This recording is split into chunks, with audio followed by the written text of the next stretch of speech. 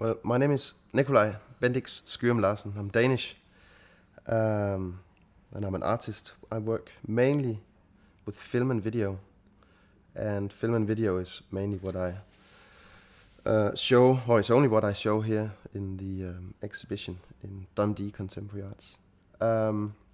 I came to London in '91 and started studying art in '96. Studied sculpture at Chelsea College of Art and studied fine art media at the Slade, did my MA there, and finished about 10 years ago.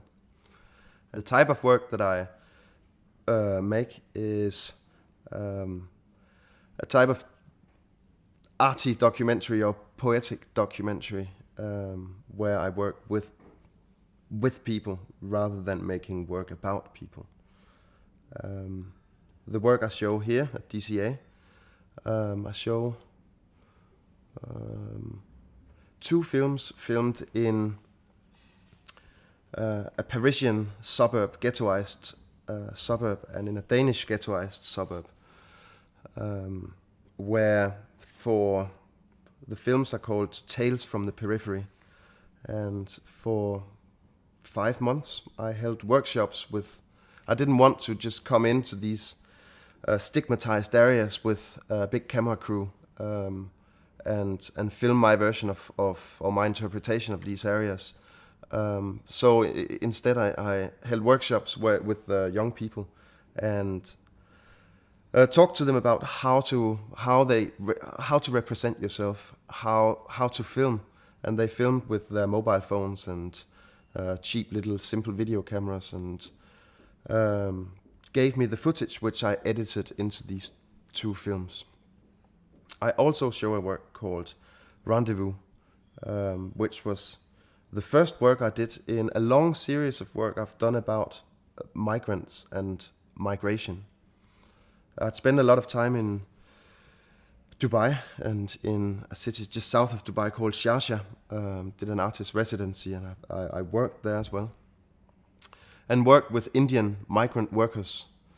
And I got really interested in, there's so many male migrant workers from India and Pakistan and other places in the United Arab Emirates. And I wondered whether there were, little villages and towns where there would only be elderlies and their wives and their children.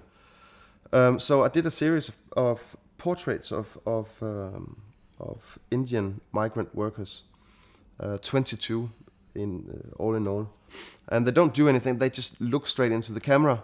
They don't say anything.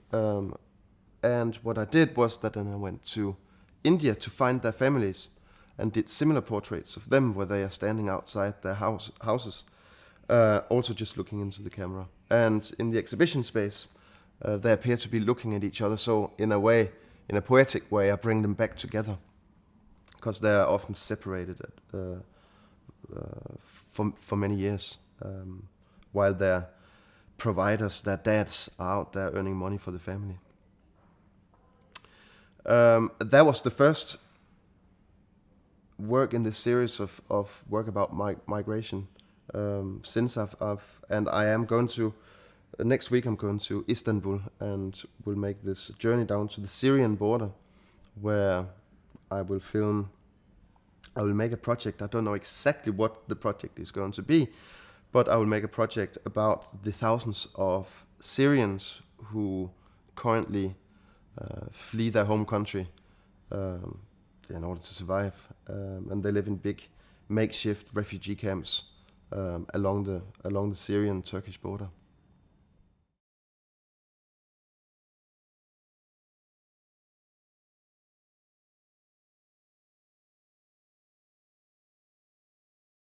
Well, I'm Dem, and this is Dash.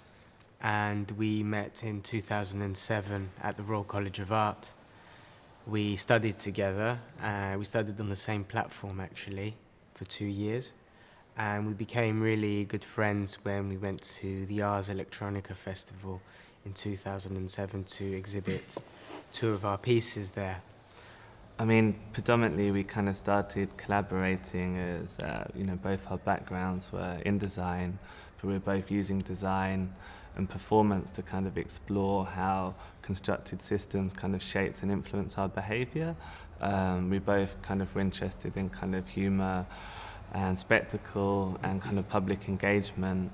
And as Demetrius said, when we were kind of going out to Ars Electronica, I was performing In Your Hands, remote control roller skates that put my fate in the hands of audience, and Demetrius was serving ice cream depending on how unhappy people were. So that was kind of the start of our working relationship, kind of helping out each other in these different performances and kind of develop from there. So imagine being a world leader is a kind of workshop which kind of uses a fictitious political summit as a framework for teaching kind of public speaking and political rhetoric, gestures and body language. So here we have staged the Dundee 2012 Summit for World Change. You can see in the background here, we've kind of built a set in the gallery which kind of highlights the kind of artifice of these political spectacles. We have a scale podium, scale flags, scale carpets. We've designed the kind of crest that kind of draws from the Scottish thistle in kind of reference to kind of the kind of generic design of a lot of these summit badges and logos. But yeah, these becomes the kind of props that are the catalyst for this workshop that gradually train these primary schools how to be competent public speakers. I mean, behind us, behind you, the camera, there's a printed fabric backdrop, which we kind of shot in a stately home with flags, bouquet, fireplace, the kind of generic image that you always see of world leaders greeting and shaking hands. And in the workshop, the kids were taught the kind of different political handshakes and what they symbolize, from a double-hander to a shoulder grab.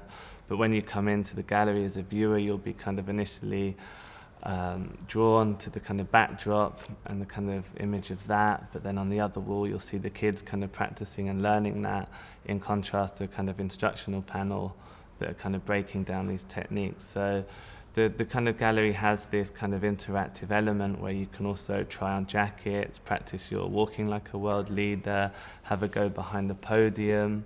All designed for 7-year-olds, so now that would look really awkward in that space as well, which we think is quite nice. A key part of the project has been our collaboration with the education department here at DCAAI and with Sarah. So this project, Imagine Being a World Leader, was originally staged in Jubilee Primary School in Hackney in 2008, which was actually the run-up to the previous American elections where Barack Obama was first elected. We're now kind of restaging it 4 years later when he's coming up to second term now, where his values have slightly changed, his marketing campaign also slightly different, and we live in a slightly different world again. But this project falls very nicely also with the referendum on Scottish independence as well, which Graham thought that might be an interesting opportunity to kind of use this summit for Scotland as well, to work with in tandem with that too.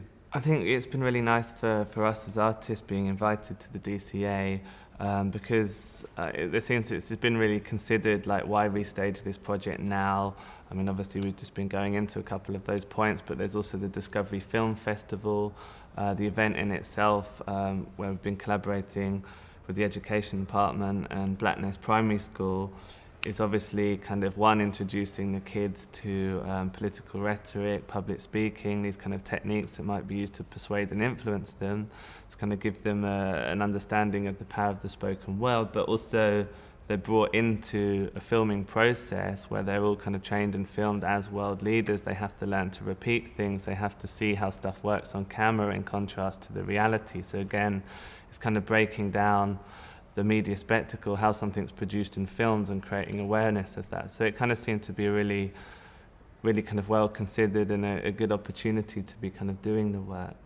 But basically we kind of adapted the content from the original workshop in Stoke Newington in London and we've kind of redesigned everything to be now a kind of downloadable PDF, 30-page workshop guide which could be used by any schools and taken on, which kind of takes the kids through all of these different exercises, incorporates things like a gesture dance class for teaching the gestures, Simon Says, a whole range of different rhetoric templates where they learn things like a rule of 3, contrast, question and answers, all of these kind of methodologies, and kind of the impact of that.